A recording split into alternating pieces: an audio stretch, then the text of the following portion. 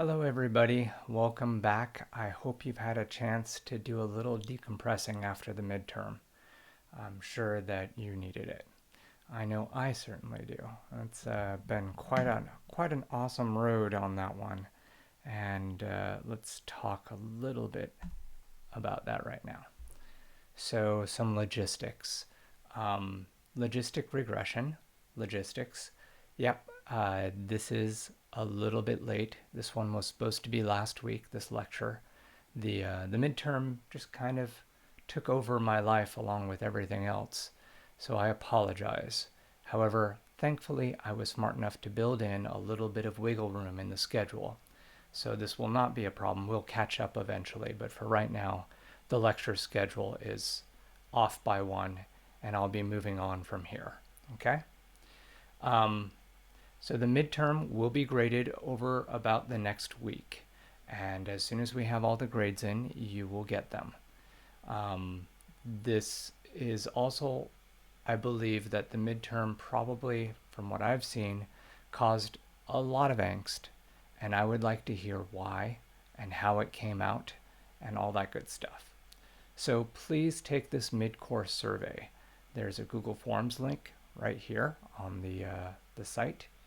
And if you will go to it, you'll get a chance to tell me about how you found the midterm and also the whole course so far. Anything you tell me will be used to help steer the course for the rest of the quarter. So not only will you be helping me take the temperature of the situation, but you could be potentially improving the situation if you give me the right feedback. Okay? So please, please, please click through, take that link, and give me some info. All right? So let's get into the nitty-gritty of logistic regression. So if you remember way back when we first introduced decision boundaries, I gave this kind of vague intuition that if we're going to have a decision boundary here, whoops, I guess I don't need that, but rather a highlight. If we're going to have a decision boundary, then obviously right now all we were doing in the decision boundary was saying, hey, these are positive cases and these are negative cases. But I gave you this prescient kind of intuition that distance could be useful, right? That if something was a little bit further away from the decision boundary, it might be a very sure classification. And if something was a little bit closer, then maybe it was like, I think this is that case, but you know. So that is indeed what we're going to do today with logistic regression. We're going to formalize this idea that distance away from the boundary is, in a sense, the probability that we know what the heck we're talking about. Okay? So we start off with the same kind of format that we've had already with decision boundaries. Okay? We have a classification function, and it's a function, its output is a function of the weights that we have for the decision boundary, which, you know, just like we've always been doing, are going to be a normal vector, okay? And we're going to, in the old days, we would give a +1 or -1 according to what side of that normal vector we were on, okay? New idea, as I said, is use these distances to give you a measurement of probability. What's the probability that my class is positive given that? Or equivalently, because probabilities always sum to 1, right? What's the negative probability that I'm in the negative class? Okay, so again,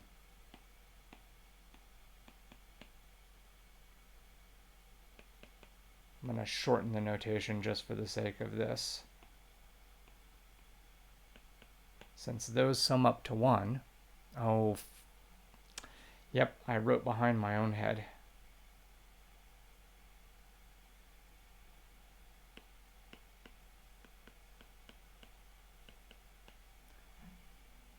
Right?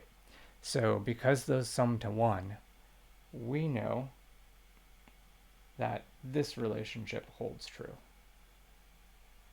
Okay, because two classes sum to 1, there you go. All right. So what is this magic ingredient which lets us turn distance into a probability? Well, it is something called the logistic function. The logistic function, also called a logit, is very simple. It is an S-shaped curve. It has a crossover of the x-axis at 0.5. Okay? So it crosses the x-axis, goes across this 0 at a value of 0.5. And the logistic function asymptotes to 1 on the upper end and to 0 at the lower end. And these numbers just keep on going. So you can give it any kind of input, any number, okay? And it's going to go ahead and spit out a number which is always in the range of 0 to 1. No matter if you give it minus 5,438,000, it's still going to be a number which is not quite 0. Okay? So this asymptotic behavior is perfect for turning any kind of number into a probability, because it's always going to squish a number, no matter how big or small, into a 0 to 1 range. So one of the cool things about the logistic function is that it has a couple of different forms. All right? So this form and this form are exactly equivalent. All right? How does that work? Well, if you multiply this through by e to the x over e to the x, right? Then you'll get that canceling out. Okay? So we will use both these forms at various times. Now, it's not really relevant for our discussion, but this does have a more general form. Okay? So if we wanted to enable this crossover point to be not right there at the 0 on the x, but at some random point, we can give it this form here where we have an x minus x naught. And if we want to give it a scale such that it doesn't always go to 1, but it goes to some arbitrary high value, we can add in a constant up there. All right? This is the form of the equation which gets used for things like population growth models. But that's not what we're using for. We're using it in this normalized form right there.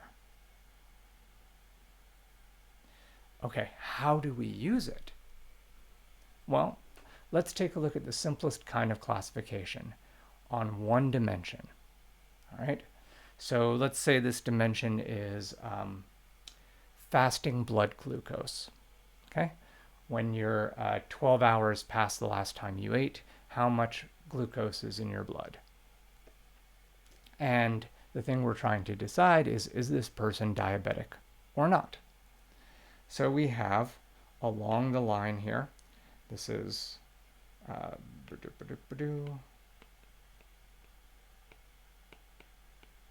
blood glucose going that way. And up here we're going to note positive cases as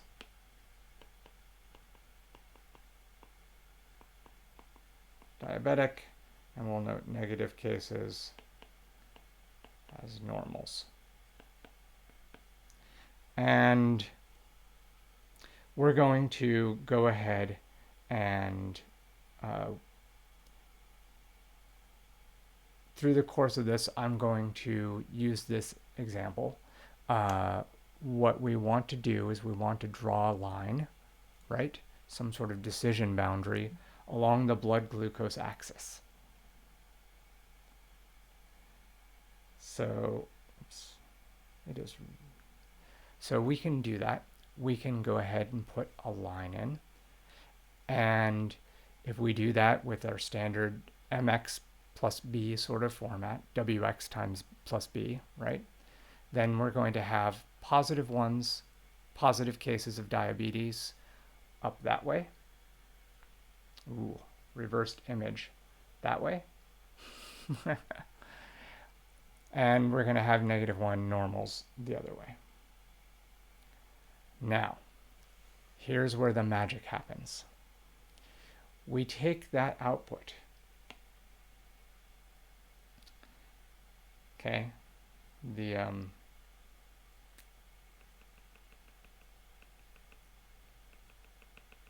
oh boy, my notations are getting in the way of everything, okay? So we take the output of our function here, and we run it through the logistic equation. Okay, so again, this is just the the wx plus b goes into the logistic equation.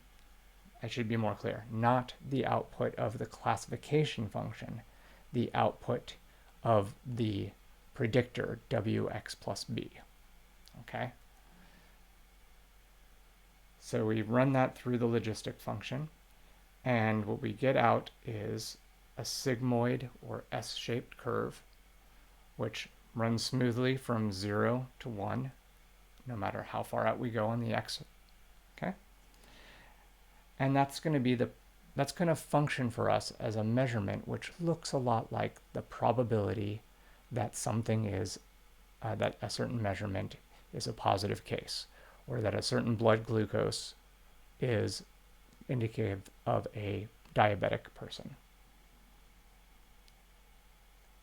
Okay, now we can do, again, the same thing the opposite way. We can do the probability that it's a negative case, which produces the inverse curve. And those two curves, those two S-shaped curves, meet at the same point at this threshold, which is defined in the case of a line like this as the bias over the weight, minus the bias over the weight. Okay? So wherever this location is where the threshold goes above 0.5 or below 0.5, depending upon which one of these two curves you're talking about. Okay? So now what we've got is this formulation where we have a probability measure. We have a measure of how likely it is that something is a positive case if we're following that red line.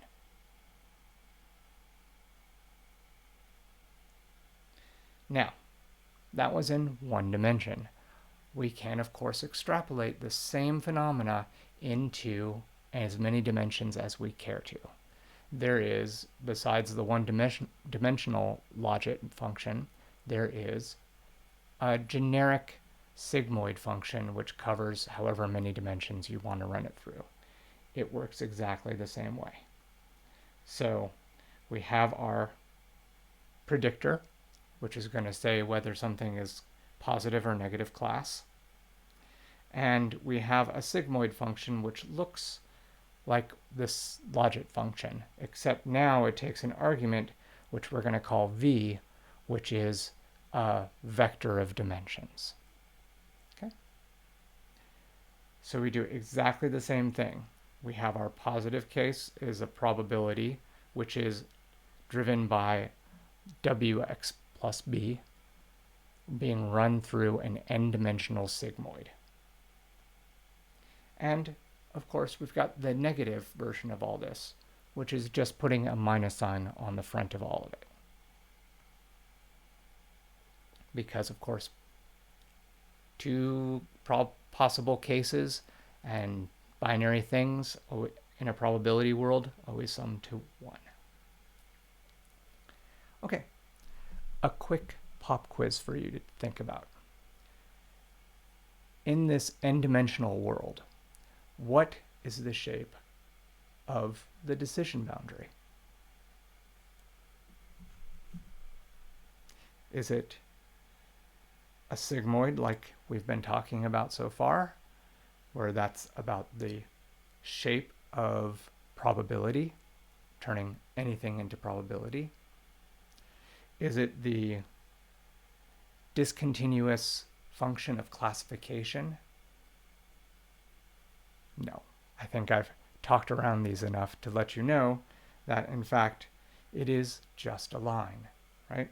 Again, this thing, that is the sigmoid or logit. And it's the thing that turns numbers into probabilities. That is not the decision boundary. This thing is the classification threshold,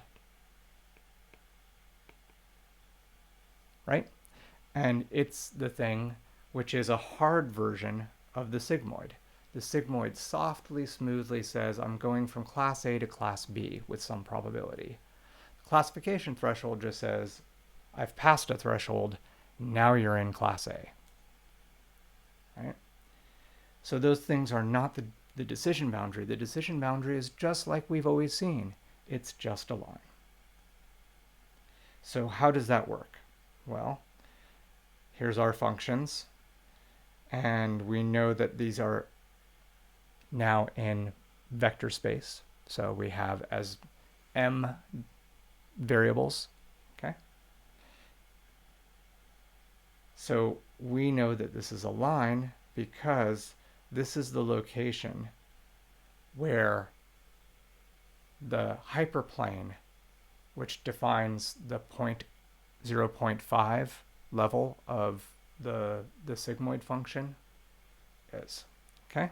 Wherever the sigmoid function has the value 0.5, that is a straight line or a straight hyperplane. And the intersections of those two things is defining the decision boundary. Okay? Now, to get into the nitty-gritty, we have to get some fun little tricks into your heads. Okay? Because to make this whole thing work, we've got to do a few bits of math manipulation to put it in the easy form that we can actually do stuff with. Okay, so once again, we have our logit function, where we have 1 over 1 plus e to the minus wtx plus b. Okay, we're formulated now in the n-dimensional matrix algebra case. Okay, this is going to take place with our outputs either being a negative class -1 or a positive class +1. We have that inverse function. All right, this is kind of key to note. All right, so that minus sign that we were talking about, that this thing is just the negative of the top one. Well, how do we put that minus sign into this form? Well, that minus sign comes through and it switches the sign of the exponential. All right, so what is exponential minus here is just an exponential in the negative case. Okay, these two things sum to 1. Now, how does that work? Well, let's take those full values down. We have e to the minus whatever and e to the plus whatever. Well, we can do a little bit of algebraic manipulation. We can multiply through by e to the whatever. All right, that switches over if we, we're multiplying by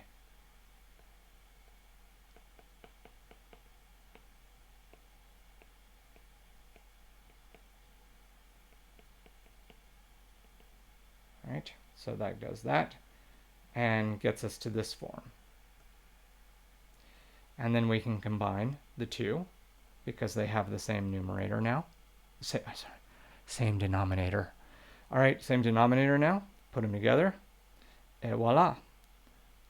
Not only that, they have the same numerator and the same denominator. And it cancels out for 1. All right.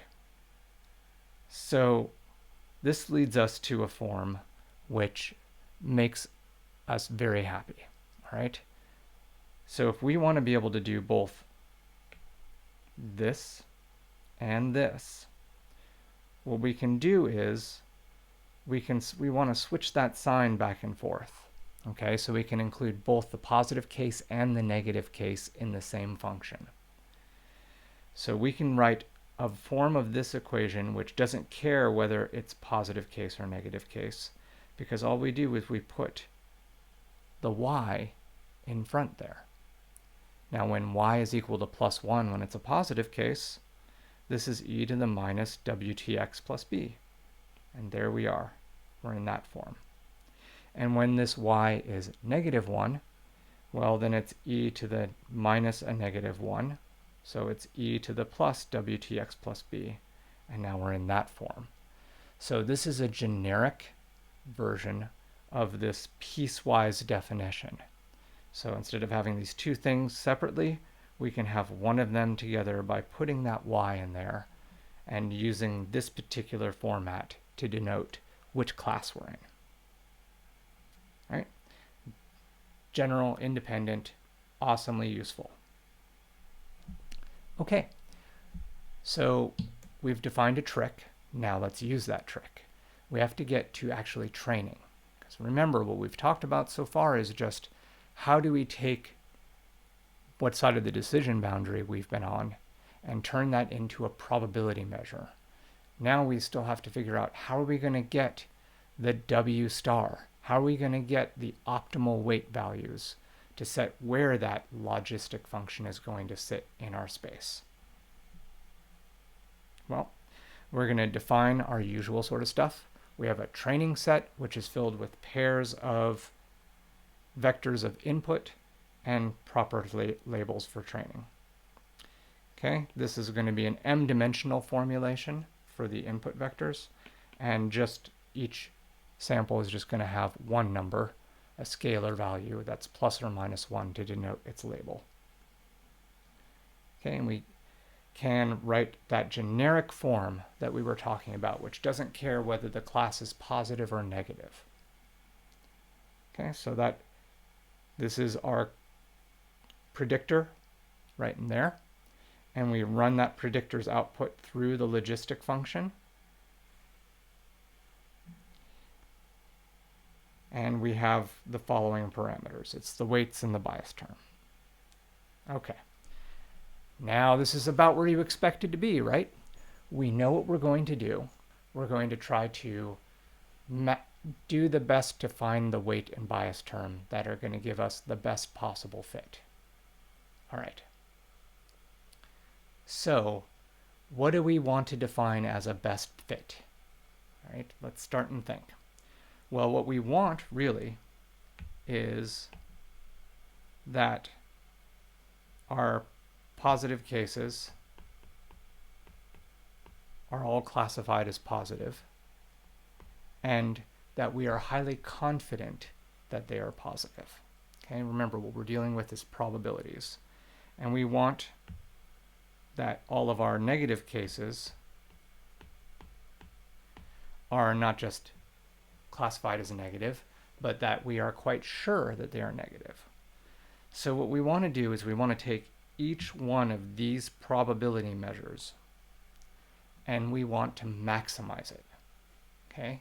Remember, this is the probability of correct classification now, because we wrote it in this independent form where we don't care about which way we're classifying.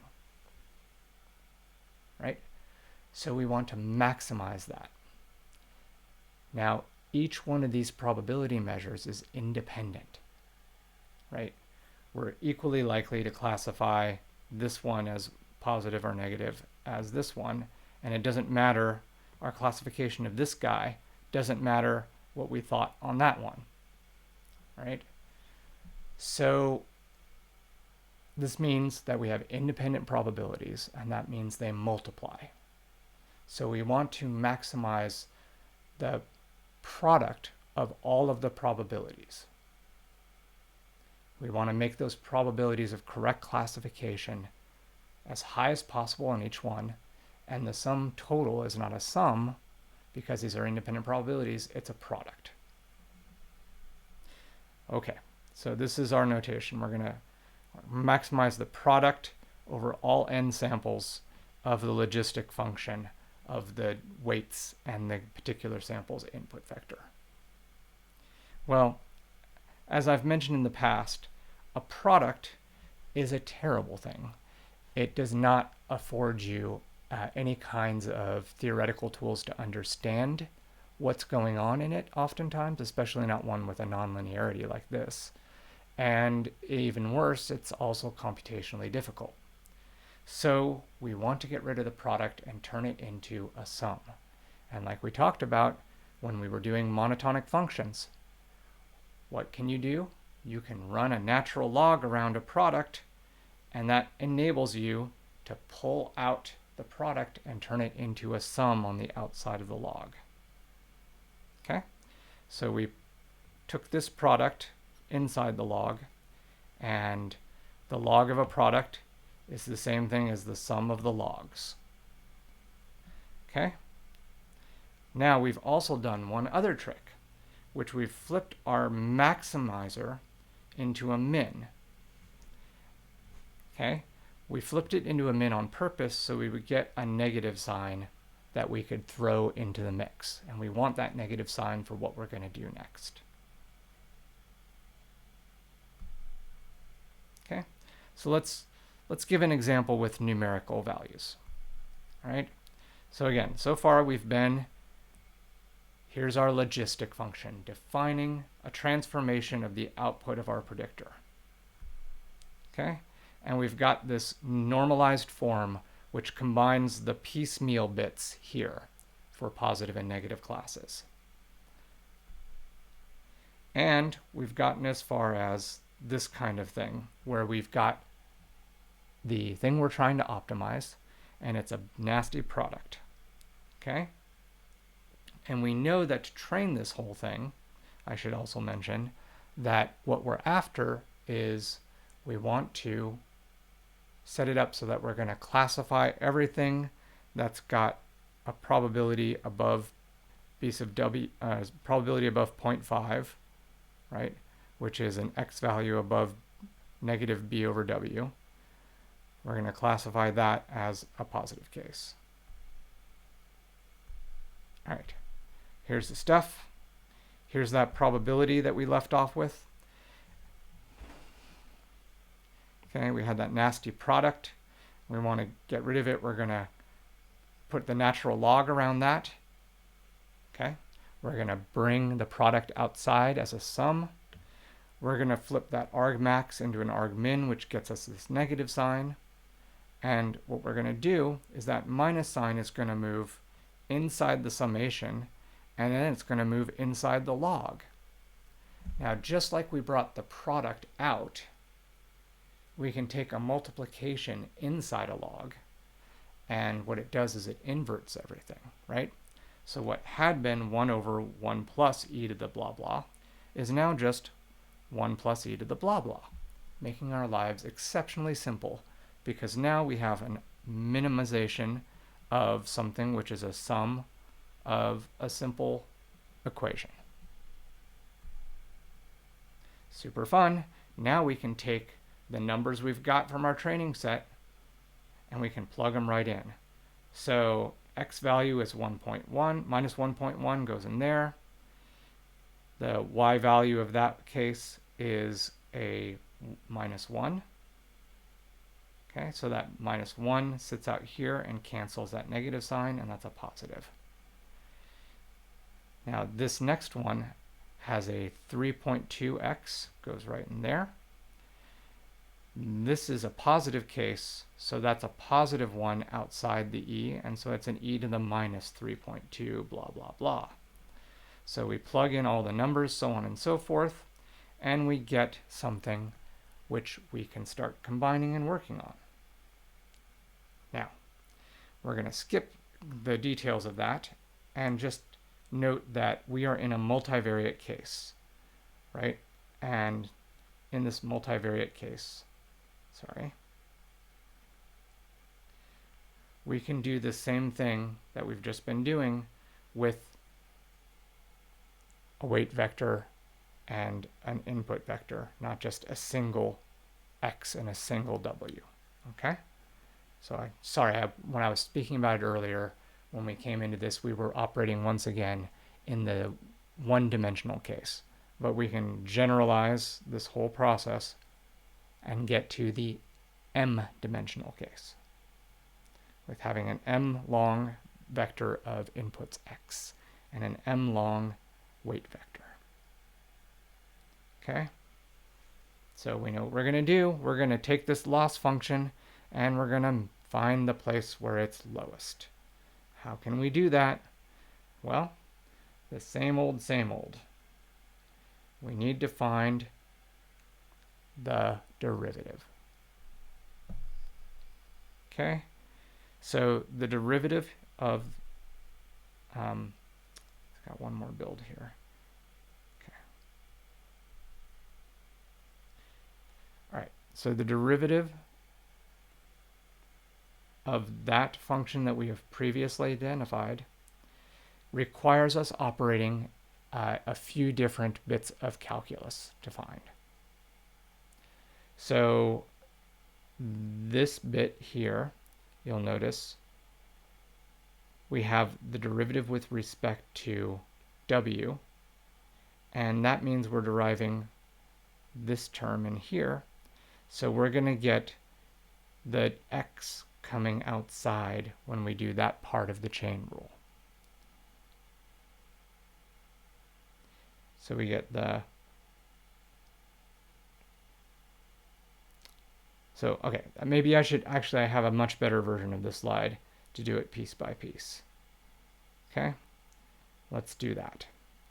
So we start off with the natural log sums, the sum of natural logs of 1 plus e to the minus y, yada yada. Okay, remembering that this is our logistic function.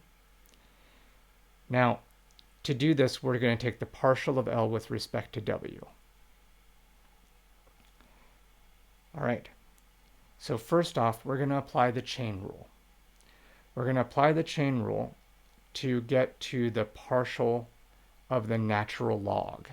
Okay, the partial of the natural log is 1 over x, right?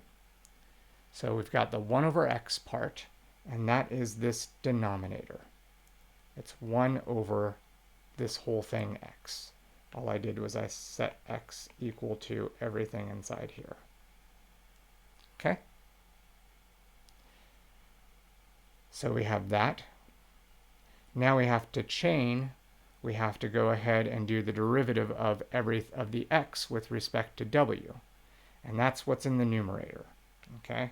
The numerator is the derivative of that. Well, the thing is that exponentials don't change very much when you do that, right? So we get the derivative of an exponential, okay, is just another exponential. Pfft, they're so simple. Okay, we have one final part is we have to apply the chain rule one more time because they have the derivative of an exponential as the exponential, but we had to now this time set x equal to the things inside the exponential term. Okay? Well, now finally we have to apply the chain rule dx dw, and well, in that case, we get that bit in the back there. Okay? So putting it all together, we are now going to, take a little bit of algebraic manipulation to make our lives easier. So we're going to add a +1 and a -1. And that allows us to factor into the form that you see here.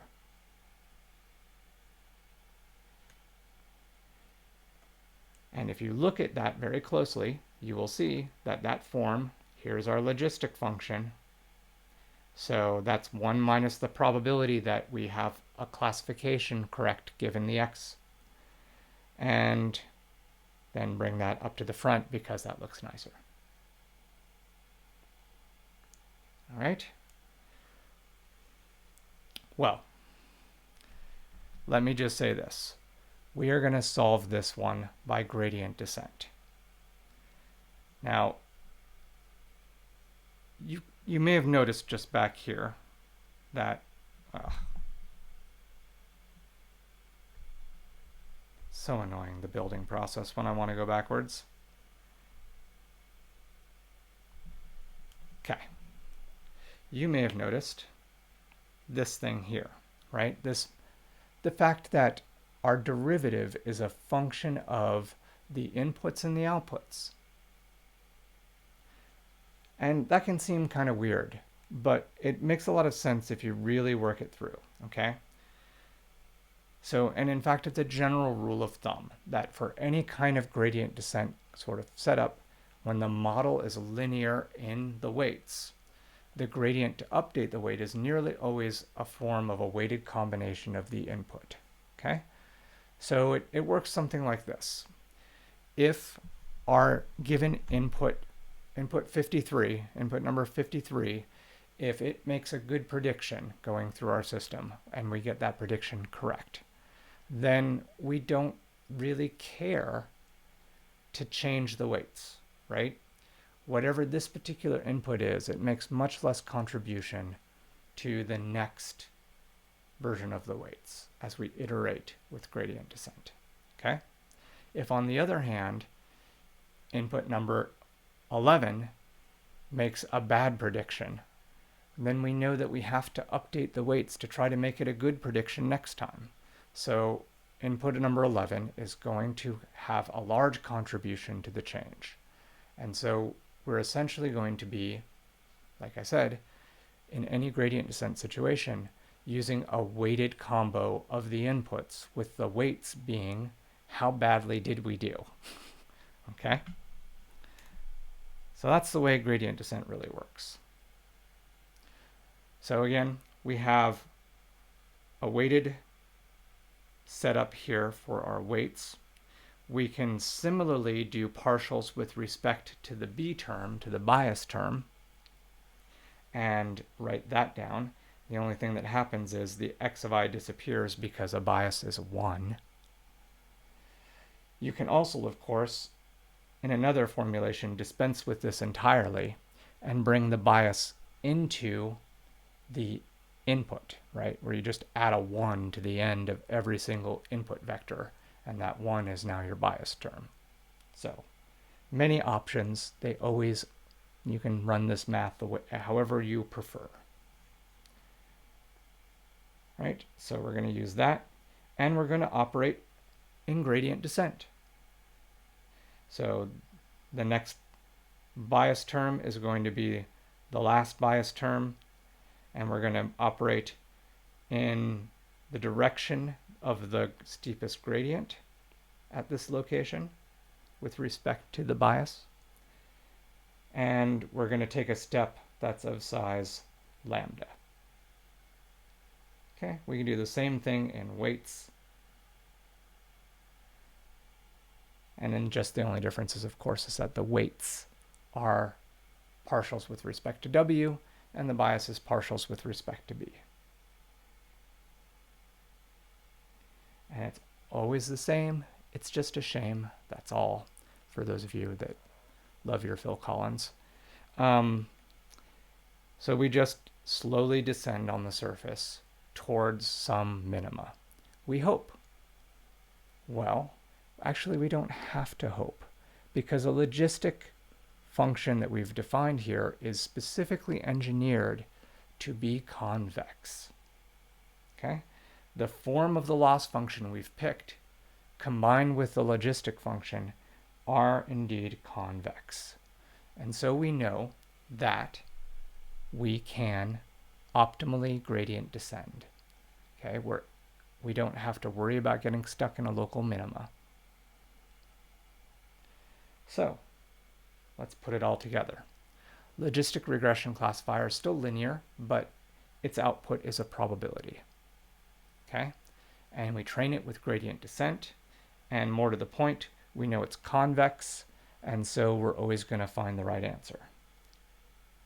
Now, you may have been confused by the fact that what we're doing is actually fundamentally classification, and yet it has this word regression. So, the word regression has a very interesting long history in statistics. Just a quick bit of history having nothing to do with the math. Regression, if you don't know, was coined in the sense of, as you may have heard, regression to the mean. See, back in the day, the founding fathers of statistics, most of them were eugenicists. They believed in the inherent superiority of people with good breeding and blood, and the inherent inferiority of people that didn't have that. This was often a racial thing. And the idea of regression to the mean is, of course, that when you may have some exceptional people of the inferior class, but sooner or later they always regress towards the mean.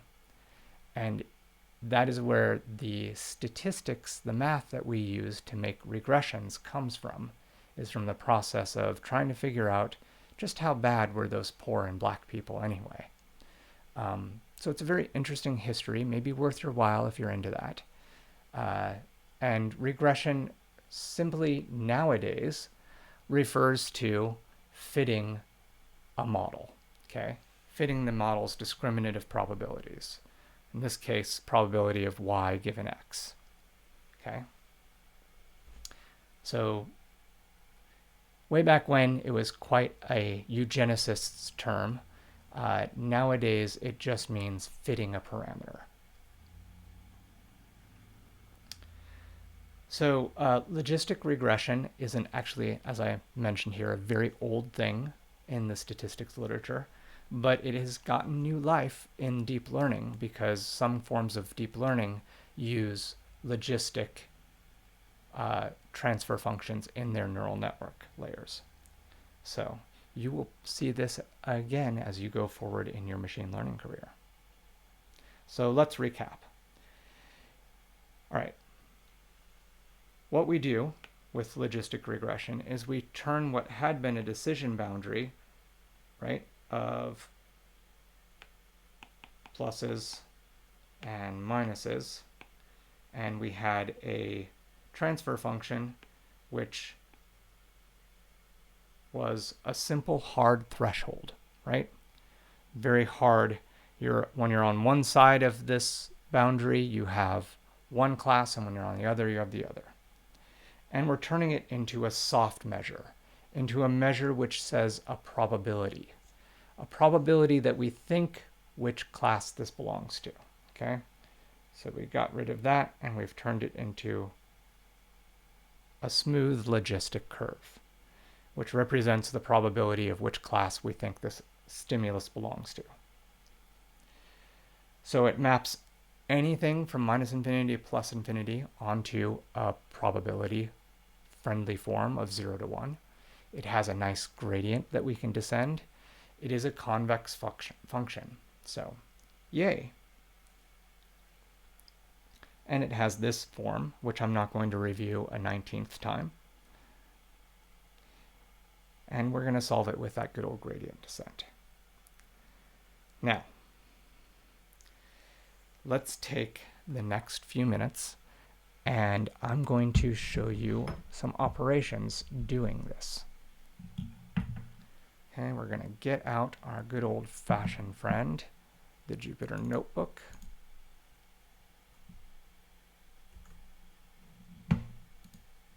All right. So this notebook will be available to you, and I'm going to try to do this kind of thing more frequently in the future. I kind of started with it, but I think I let it lapse a little bit for a variety of reasons. But I think it's very helpful, both because it gives you a chance to see how the implementations work, obviously important, and it also gives you something to play with and ideas for the future. And if I do it right, it can kind of cement ideas we talked about in lecture, right? So first off, to do regression, we need to get some data. And I'm going to show you a nice little package called Seaborn, which both contains some canonical data sets for doing machine learning things with, but it also produces visualizations. That's what Seaborn is really for. It's there to help you explore data sets quickly and easily. All right, so we're going to load up some data about penguins, and these This is just the first few data samples in this data set. We have species, things that we're not going to use, like what island they were found on, and measurements of the bird's head. Its bill length, its bill depth, its flipper length, and the body mass and the sex of the animal. Okay, there are 3 different species in this data set: the Adelie, chinstrap, and the gentoo. For those of you that are Linux fans, penguins. All right. So what is this plot that also got made? Well, a pair plot in Seaborn is a very useful way when you have a few variables to see their potential interrelationships, right? You don't want to do this with 2,000 variables, but what it does is it plots every single variable against every single other variable, okay? So it's coloring based on the species of the penguin. So green for the gentoos, blue for the Adelies. And you're seeing here flipper length against body mass. Okay, so flipper length on this axis and body mass on this axis. Right. And along this diagonal, what you're seeing is just the univariate differences among species. Okay, so this is body mass across the 3 different penguins. Okay, this is flipper length across the 3 different penguins. Penguin species, my bad. All right, well, we want to do classification in a binary choice thing, okay? Logistic regression and any other classifier can be extended to operate on multiple class situations. We're not there yet, so we'll stick with a binary. So this is a little bit of pandas operations to just get just Adelie and gentoo penguins, and we'll do the same operation again.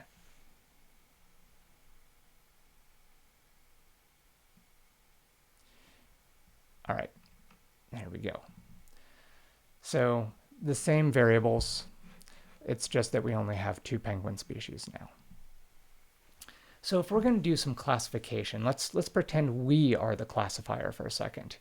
What of these variables do we think is the easiest to separate on? So what you're looking at here are density plots, right?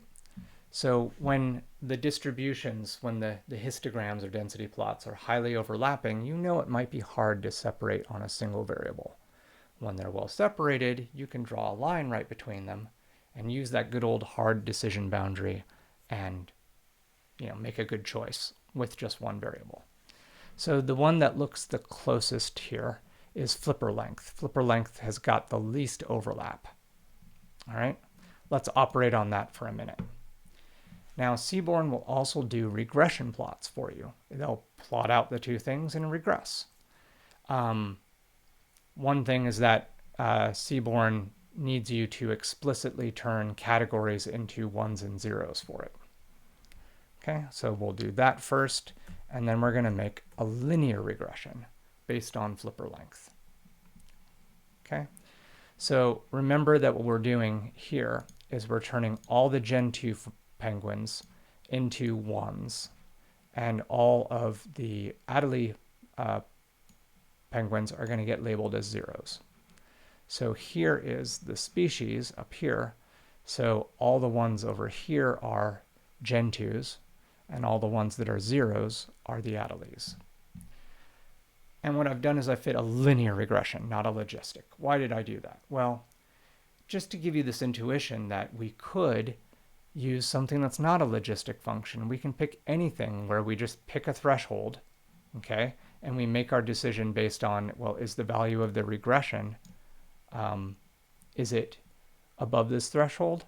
Well, if so, we're in class positive. And if it's below that threshold, it's class negative. This does work, but there's problems, okay? If we add loads more data points out here on the right-hand side, then if we added a 300 millimeter length flipper penguin, then that would totally change the slope of the regression. that 300 would pull things to the right, and at a certain point, maybe we wouldn't be able to accurately separate things. Okay, so something that looks like a logistic function doesn't care about those outliers. It only cares about where that decision boundary is. Okay, so we can use the Seaborn to plot a logistic regression as well as a linear one. And that sigmoid function occurs right here. And the sigmoid function is wonderful for dealing with where in a narrow range where there's not much space between the distributions should you optimally place your threshold. Okay, it lets us do that much more easily in this narrow form with less space between the two distributions than you would with a linear regression. And that's why it was fundamentally invented. All right. So again, Seaborn is lovely for making pretty plots, but it's meant to investigate. It's not meant to do data modeling. So Seaborn, as a matter of principle, refuses to give you the coefficients of these regressions and anything else that it's fitting in these pretty pictures. So you've got to actually go ahead and do that yourself. And we're going to always go back to scikit-learn because it's a very capable package for this kind of thing. All right, so we can import our logistic regression, and we need a metric, so we're going to go with just accuracy. What percent of them were correctly classified as positive or negative class. Okay, so we're not getting into false positive rates and stuff like that. It's just how many were right. So to use scikit-learn, we need to generate an input x, and we're going to grab flipper length. We're going to grab the species as our target, and we're going to create a logistic regression, fit it, and get the prediction and see what the accuracy score is between the true values y and the predicted classes. Okay, pretty simple. And with our flipper length, we get a stunning 98.9% correct. Okay, so we just have a few misclassifications. Clearly, maybe this one, probably these two over here. That's about it. All right. Well, what would happen if we used some variable that wasn't as good as flipper length, right? So which one did I choose down here? Body mass. All right. So flipper length here, right? And I never thought to see, do you actually see my pointer? No, of course you don't see my pointer. Why would that be that way? Right, so the flipper length is the one row up from the bottom. You can see on the third from the left is well separated. But the bottom row is body mass, and you see it's not so well separated. So what happens if we fit a logistic regression on body mass? Well, we get less accuracy, only 90% accurate compared to the 98 plus that we were at for a second ago. What about build depth, which is another less differentiable one? So build depth gives us 94%. Well, remember that logistic regression is a multivariate thing, right? We can run this in matrix form, okay? And if you look closely, the interesting thing is that even though body mass here on this far right column is a less accurate individual, and so is build depth, which is the second from top. Look where they meet. Look on the rightmost column, second from top row. You can see that the combination of those two variables very accurately separates, potentially, the two species, Adelie and Gentoo. So let's do a multivariate version of all this. There we go. So now we're going to choose two variables as our x. Species is still our label. Everything else is the same. And we get a perfect training score. All right. So Let's take a look at where that decision boundary is. This function just takes the coefficients from the trained model that I pass in and then uses that to draw the decision boundary. So you can see that it accurately separates every single data point, and you can see where that boundary actually lies. Okay, so I'm going to stop at this point. The rest of this notebook just goes into like why the forms of the logistic function are the way they are and why its loss function looks the way it does. Okay, feel free to explore that on your own if you would like. In the meantime, thank you for joining me, and I will talk to you again soon.